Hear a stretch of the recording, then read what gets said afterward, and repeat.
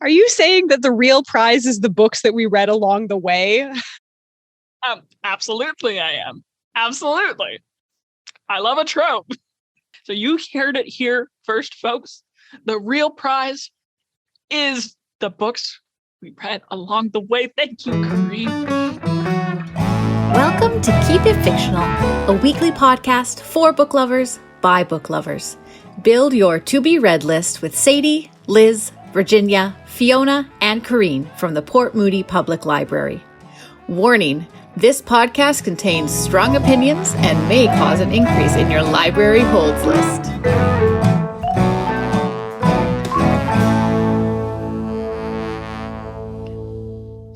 Howdy, everyone. It's that time of year again, one I know you've all been waiting for. No, not Christmas. No, not your birthday. You guessed it, summer reading club time. For those of you who don't know what summer reading club is, it's a yearly event to encourage reading for all ages. We have 2 different summer reading clubs, kind of 3, depending on your definition. There's the Kids Summer Reading Club, where kids get stickers for every day in which they read for 15 minutes, and at the end, they get a medal. What more could you want? There's a whole ceremony and everything. The library has some good recommendation lists for kids in every grade. And, they can also have someone read to them and they'll still get a sticker. We want to be at everybody's level. We want everyone to be reading. Then we have the Adult Summer Reading Club and the Teen Summer Reading Club events. And that's kind of what I mean by 1 or 2, depending on your definition.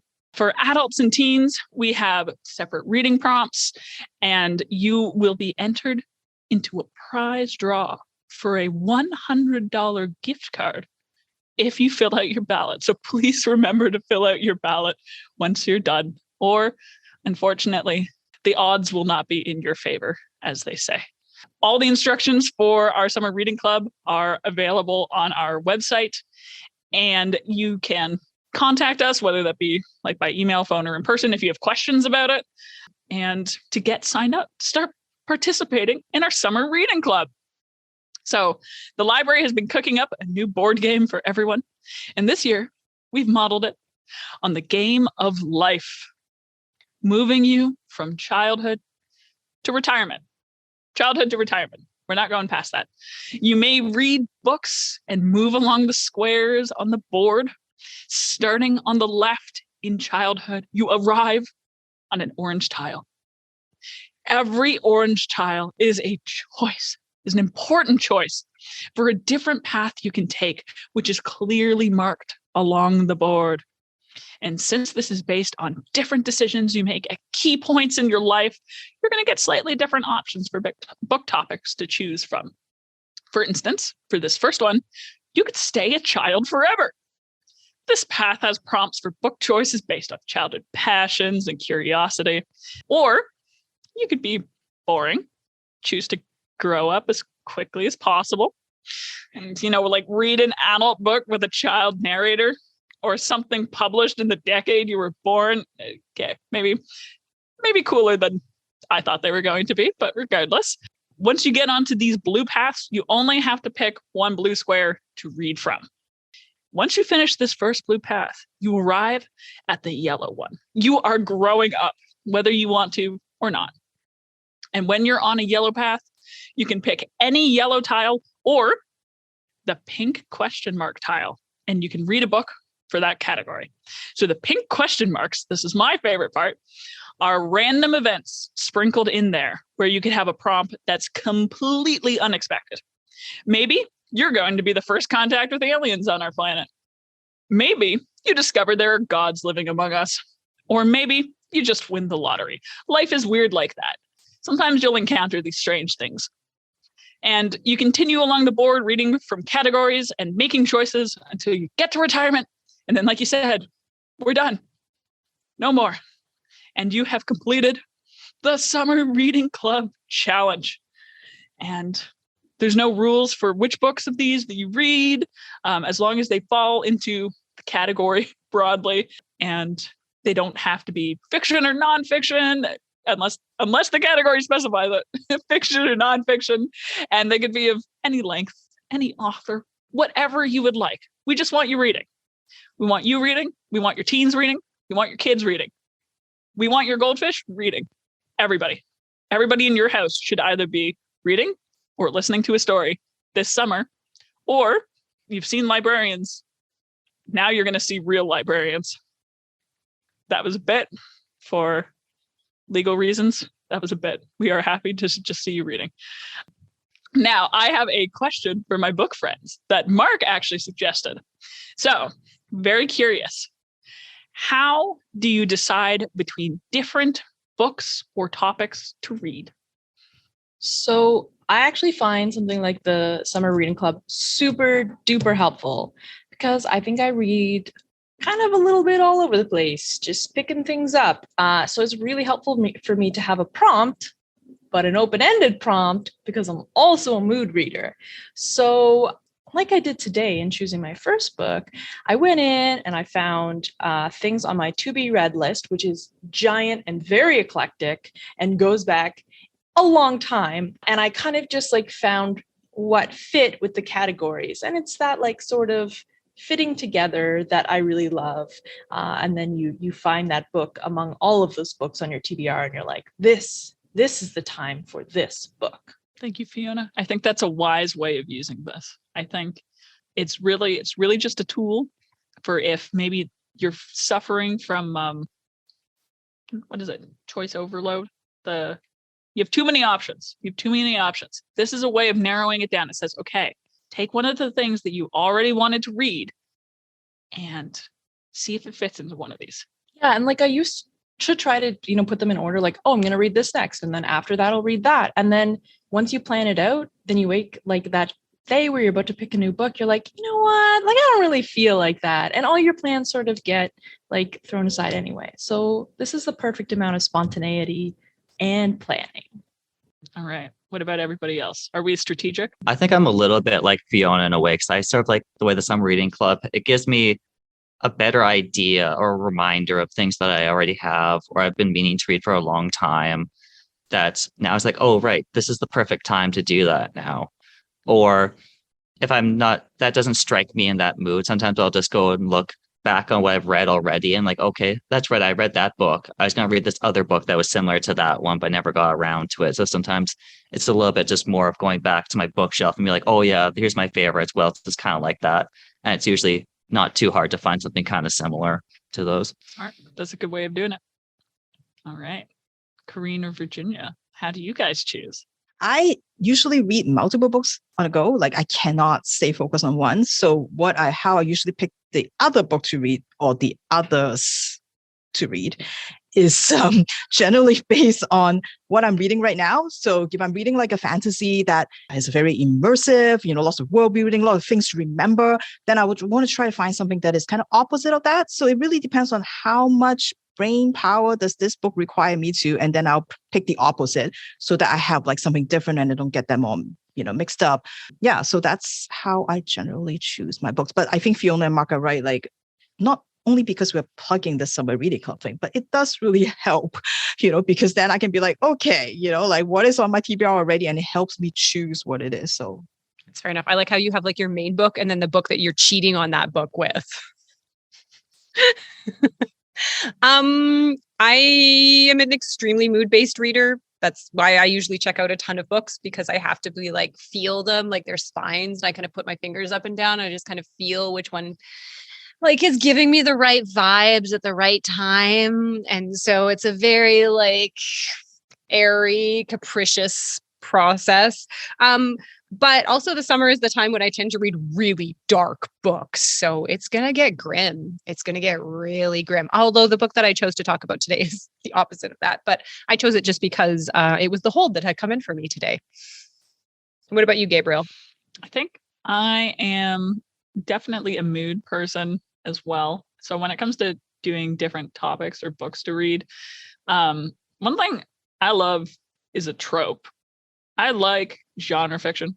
I like tropes. I like to have something to tie it to for me. And since I am very emotionally attached to both certain stories and certain tropes, a lot of the time picking books or topics to read about will be a little bit of me looking at what's involved and then thinking, what would a smoothie of this look like? How is this going to turn out? Like, if I take, what are two good tropes? I don't know. Found family. Yes, if I take found family and Lost in Space, then what is that going to look like? If I take Plus fake dating. Yes, exactly. Fake dating, found family, well, and then Lost in Space is going to look very different than even fake dating, found family, cryptid hunters. It's going to look different.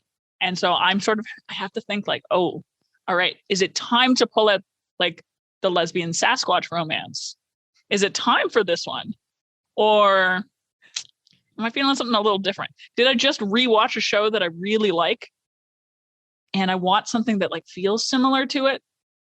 Do I want something completely different? Do I feel like I have enough brain cells to digest anything that Mark would even touch? These are like the big questions when I'm picking a topic. So for me, that's it.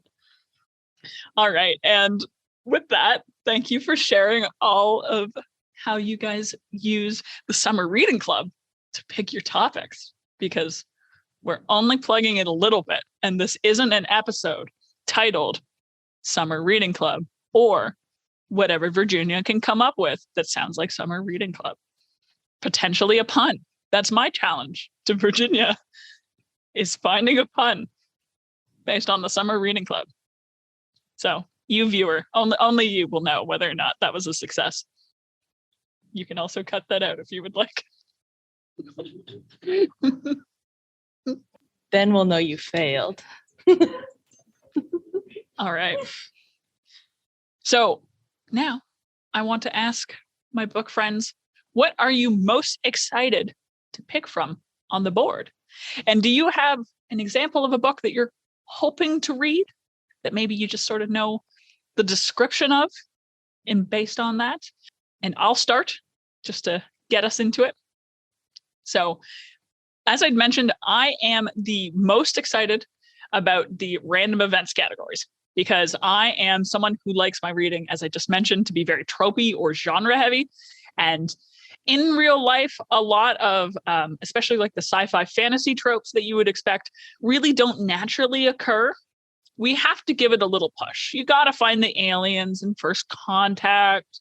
You have to, be accused of murder and then kind of like hire a detective or potentially try to solve it yourself. We need like a little random event thing to help us get down that path, because otherwise those don't usually naturally occur in life. Or if they do,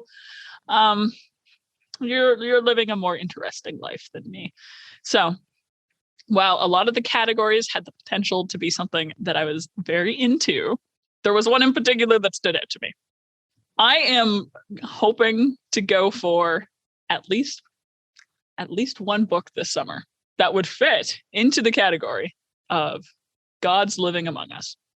Because, of course, two of my favorite books already fit under that category. I love American Gods by Neil Gaiman, and I love Good Omens by Neil Gaiman and Terry Pratchett. And both of them kind of fit under this category. So I was like, let's make it a third, baby. I am hoping to now make it kind of like a trinity in my head of books that I really enjoy that fit this and are also written by Neil Gaiman, because I am not above just reading my favorite authors all of the time. I am not better than that just because I am someone who is surrounded by mountains of books by lovely, lovely people. And I turn around and I see Neil Gaiman and I sigh and I pick it up. And then I enjoy it. And so, no, I am not mad at myself for doing it, because there's no such thing as a guilty pleasure reading. You're reading.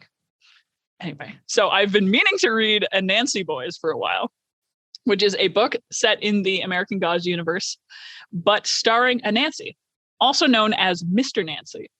And for those of you who might not know, Anansi is an African spider god. He's a bit of a trickster. And in this book, he dies, leaving behind two sons to discover the truth of their heritage. Very distant. I believe the sons don't even actually know of each other. And coming from very different backgrounds. I'm looking forward to see what Neil Gaiman has up his sleeve for that one. I have been told just from looking at the description that I think it has almost like a very jazzy undertones, very much like a story of almost like not urban fantasy necessarily, but I think part of it happens in London. And just knowing something about gods faking their deaths, I would bet good money that by the end of this, Mr. Nancy is going to be alive and probably going to be the spider that I saw on the cover and mentioned in the description, because again, he's a trickster god. And I'm also really hoping for that because Mr. Nancy, the character in American Gods, is actually pretty much like one of my favorite characters.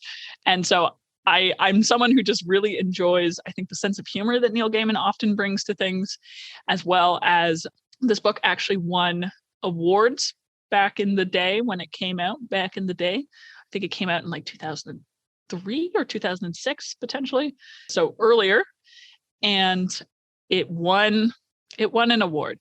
It won an award. It's the one that Virginia really likes, I think. The Science Fiction Award. Maybe the Juno. It might be a Juno. It won an award. And in this case, I will allow a little award-winning sticker to sully the cover of the book that I am reading. So Throwback. So I am hoping for Gods Living Among Us, and I'm going to hopefully read Anansi Boys by Neil Gaiman. All right. And I am going to pass it over to Fiona. Thank you. I'm going to give my unsolicited opinion on your book. I hate the Gods Among Us tropes, but Anansi is so great and such a good character, and I love Anansi fables. So props, Gabriel. All right, now for something completely different. I am so excited about Summer Reading Club. When I saw the board, I was just so stoked for all of the reading that I was going to do this summer. And unlike Corrine, I tend to be a little bit of a light reader in the summer. So like as in light topics, not less reading, probably more reading. So I am most excited about the category that happens a little later in life, like maybe 2/3 of the way through. Love is in the air. Because for me, usually light reading is I'm a little bit more romantic, and I think I used to not accept that about my reading, and now I fully embrace it. But the subcategory for this is stories about relationships. So I think Mark has mentioned that that's something that he really enjoys, is just the relationships between people. So for me, that is definitely something that draws me in. But not just love relationships, also familiar ones and friendship. And so I have chosen a book that is certainly about love, but it also seems to promise a lot of other excellent relationships. I am hoping to start off my summer with My Sister's Big Fat Indian Wedding by Sajni Patel. So this is actually a YA from Sajni Patel. She also writes adult romance. The Trouble with Hating You, I think, was her first book. And this book is about a young woman whose sister is getting married, as the title suggests. Zuri is a violinist who desperately wants to go to Juilliard. When she is rejected from the school, she is excited to find that she has another opportunity to audition in front of an important panel and have another opportunity to prove herself. When she finds out that the audition is right in the middle of her sister's wedding, a wedding that she is expected to be at for every ceremony, for every moment, she is crestfallen and trying to figure out how she can make both happen. So there's a lot. I'm really excited about this book. I listened to an interview with the author, and she said it's based on her experience with her brother's wedding. So she said she got really focused in about like each of the ceremonies, describing the clothes and everything that's going to happen. And then she realized that it also needed to have a plot. So I'm very excited for that as the backdrop, just the details of this giant Indian wedding and all of the familial relationships. And then on the other side, we also have this story of Zuri and music. And of course, there's going to be a romance between her and her brother-in-law's cousin, I believe, who it sounds like her family is trying to set her up with already. And on top of that, he is also a singer who is going to be auditioning at the same audition as Zuri and potentially taking away the attention from her. So it definitely sounds like an enemies to lovers. And I really like the idea of a wedding that, your family's, an arrangement that your family's involved in, but then, you're like, we can't do it because that's what our moms want. But they actually do really like each other. So I'm very excited about the both tropiness of this and the fact that it sounds like it's going to bring a lot of new and interesting material into the YA scene. So that is my sister's Big Fat Indian Wedding, and I'm hoping to read it for the Love is in the Air category, but there are lots of other great romance categories and some like family ones that I think that it would fit into well. Cool. That sounds like it'll be really good. That sounds, yeah. I also love something with a lot of, I think, meat to the relationships in it. And so having that against like a very pretty aesthetic backdrop, I think that'll be a great summer read. It'll take you away to a fun party, and not at work or wherever you are when you're reading it. So, I mean, not at work if you're reading it, but the point stands. Away from the car in which you are probably driving to work, knowing how you often read books. Oh, thank you for remember that. And also for being very polite after the shade that I threw at you. That was very nice, Gabriel. It was sort of like it was a give and take, We would do a little bit of ribbing. You were being honest. And then you said that Anansi was cool. And so we were back on good terms again. And I didn't have to secretly like go cry after this. So, all of that's good. All that's good. We are honest on this podcast. We are honest, dear listeners. And with that honesty, I'm going to go over to Mark. Lay it on us. What have you got? What are you hoping to read? So one of the categories on this adult summer reading club that I did not expect to be very interested in was called something along the lines of strange jobs. So it's all about these sort of unorthodox and out there kind of jobs. And I was looking at the list, and there's a lot of interesting books. Like, for example, there was one called Gideon the Ninth, which I've been meaning to read for a long time. And I don't actually know very much about it, but it's just like the idea of like undead necromancers battling it out and that being like a kind of profession just seems absurd and interesting at the same time. So even though I know very little about it, I know it's very well liked. And I get the feeling that some people here may also like it. So that's definitely one that I'm hoping to read. Additionally, on the same list, there's another book called There's No Such Thing as an Easy Job. And essentially the protagonist is like working at a temp agency trying to find work, but all the jobs have these like absurd kind of supernatural elements to them, like being a ticket taker at a haunted park or becoming a trivia writer for like little food packages and things like that. Just these weird out there kind of little differences in all the different jobs that made it sound like this kind of like almost like a Odyssey journey through like all these different things that you would normally never really encounter any of these books or any like even just in regular life really. So those were two that I'm thinking about. Another one that I only recently read, but I just want to get a little shout out for it in here, Scattered All Over the Earth by Yoko Tawada. That's another one that would fit into the category of traveling to a country you've never been to before, because in this book it takes place in several countries throughout Europe. It's set in the near future, and the main character Hiroko, who has invented her own homemade language, as she calls it, called Pan-Scandinavian, as a way to try and communicate with people across the continent, because she's originally from Japan, which no longer exists. It has suddenly disappeared. And she's now like a refugee in Europe because her country no longer exists.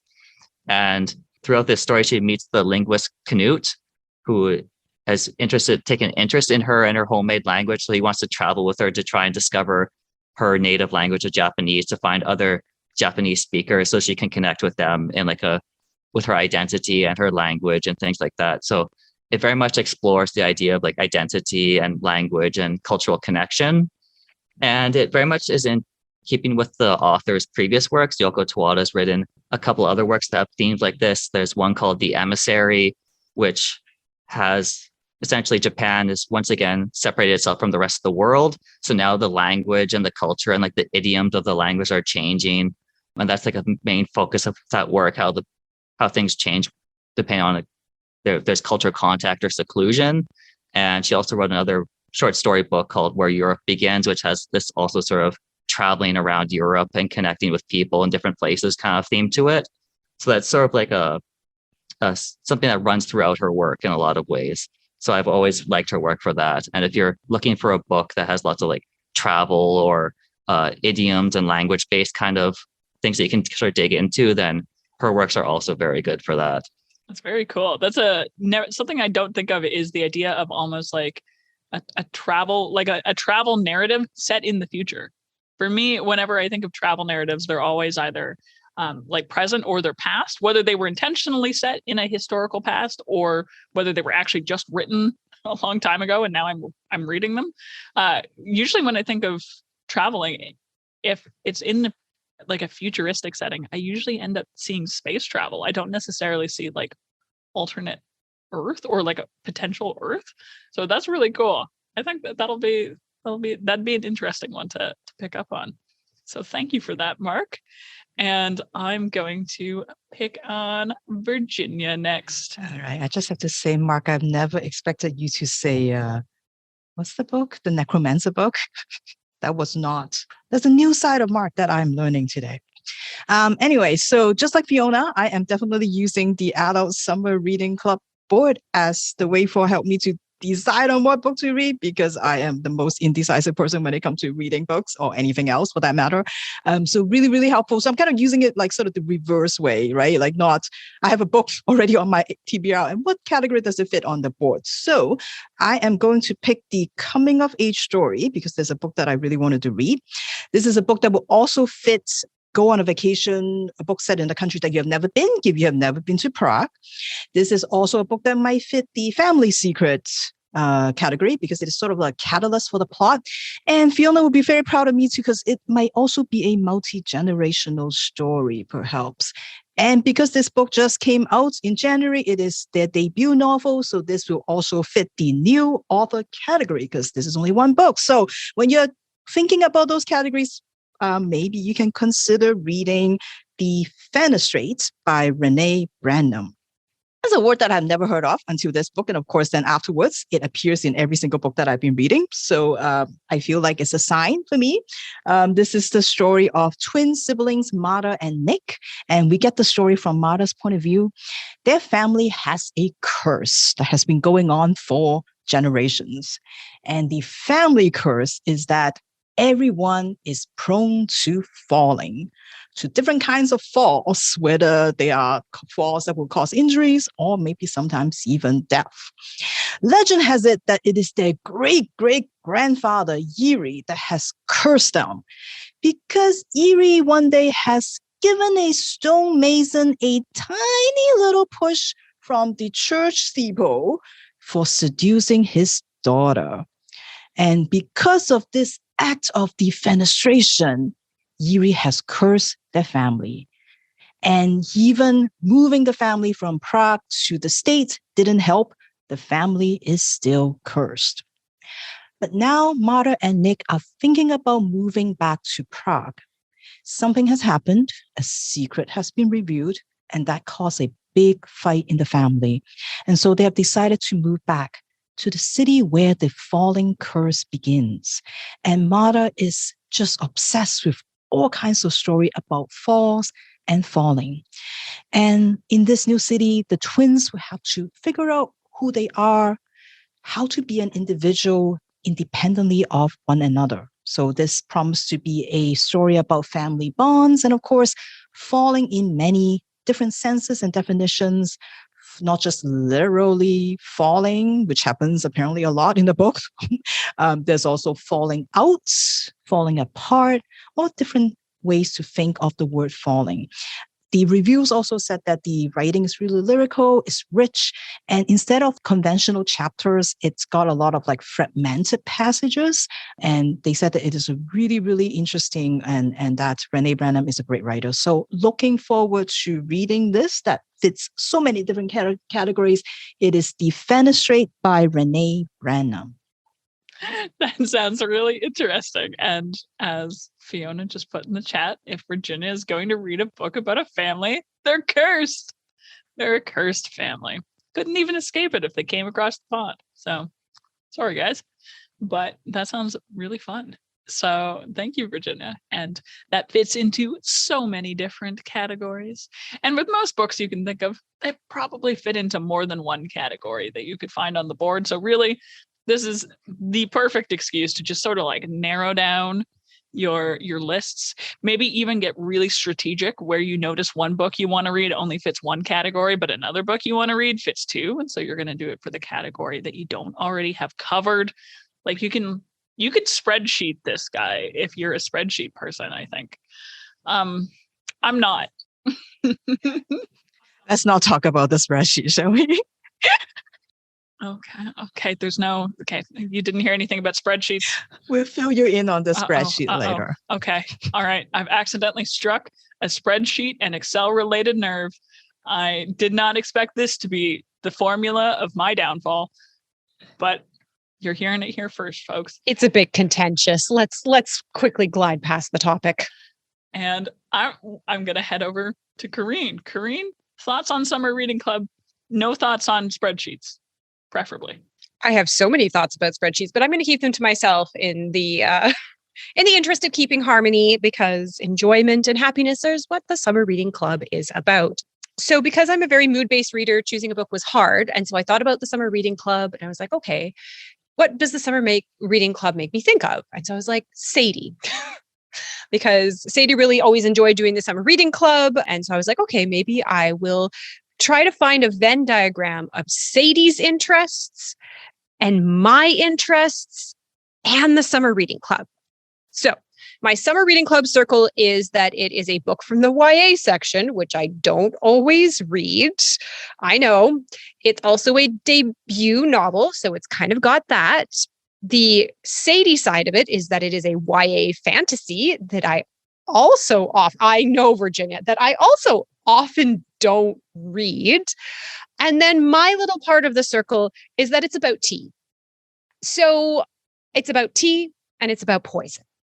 And so I think between all of these circles, that in the middle, and actually there's actually kind of a little like a smaller circle of Fiona, and that this is a Canadian author. I know. So it's like a horrible Mickey Mouse image with like another big like bulbule growing out of the middle of his head. Yeah, anyways, with that image in mind, the book that I am choosing, again, is a debut novel. It is from the YA section. So I am challenging myself, and mostly I chose it because it has a gorgeous cover as well. I'm going to be reading A Magic Steeped in Poison by Judy I. Lin. And I am very excited about it because it is about a youth named Ning, and she has just lost her mother, which in and of itself is horrible, but kind of compounding the fact is that she probably brewed the cup of tea that kind of accidentally killed her mom and is slowly, poisoning her sister. So it's been a rough couple of days for our main character. So in this world that this author has built, there are different kind of teas, and depending on how you brew them and where the leaves are grown, is that they can do different types of magic. Which, if you've ever had a really good cup of like coconut oolong tea, you know that in of itself is a special kind of magic. However, her skills are not enough really to save her sister, Shu, who is currently still kind of suffering the effects of the poison. And Ning really believes that if she doesn't do something drastic, her sister will be gone and she will be left all alone. So the kingdom is having a competition, which kind of ties nicely into her goals. They are trying to find the greatest Sheng Nong Shi, so the master of ancient and magical art of tea making. So they're kind of scouring the land looking for the person with all the skills. And the winner of this competition will receive a favor from the princess. And Ning really believes that this favor is the only chance to save her sister's life. From there, it says, but between the backstabbing competitors, love backstabbing, bloody court politics, love court politics, mysterious handsome boy with a shocking secret. She might be the one who is more in danger. So I'm very excited. This is a duology and the second book is going to be out in August. So I don't have to wait that long to kind of see how the story wraps up, but it looks like a kind of like unique fantasy world building experience that you can enjoy with a nice cup of iced or hot tea, because it's summer, you can do either. And that is my pick for the summer reading club. That sounds fun. That sounds good. I'm not a tea person. It doesn't really matter because I think the world building is enough just for me to be curious about it. Because when you think of teas as like almost potion making, I think we're getting somewhere. We're getting somewhere for me anyway. So all right. A cool option. And so thank you everybody for sharing a little bit of your thought process when it comes to picking books for the summer reading club, for highlighting some stuff that you could always consider if you are just completely stuck for something and you're like, wow, one of those sounded really fun. Now I got to figure out which I'm going to strategically put it in with something that is not a spreadsheet. And it might instead be a Mickey Mouse Venn diagram. There's different ways of approaching this, folks. There are different ways. And, you know, you can always think, is the book that I'm reading, are the books that I'm thinking about worth getting through for the potential of a prize? I mean, reading in itself should be the prize, but you know, if you are really that much of a procrastinator that you need a little extra, we gotcha. Just the idea. Maybe when you hit that little question mark and it says win the lottery, this is not the lottery, but you did win something. And so, you know, maybe we can make some of these questionable events, just random events, not questionable events. Maybe we can make some of them come true here at the library this summer. So, are you saying that the real prize is the books that we read along the way? Absolutely, I am. Absolutely. I love a trope. So you heard it here first, folks. The real prize is the books we read along the way. Thank you, Corrine. And you too can come into the library anytime after June 1st to pick up the game board, everything you need to start your summer reading club adventure. We will have a bunch of recommendation lists like this available on the website too, for if you're stuck. But remember, your goldfish should be reading alongside you. You should be making everybody read with you, potentially. But the goldfish will probably not be the one receiving the prize. Hopefully. Unless you'd like to give your goldfish that. I cannot speak for you. Anyway, happy reading, everyone. I hope that you'll join us for the 2022 Summer Reading Club. And see you all next time. Bye. Thank you for listening. If you like our show, please tell a fellow book lover about it. You can find a list of all the books we discussed in our show notes. Join us next week for another fun book chat. Until then, keep it fictional.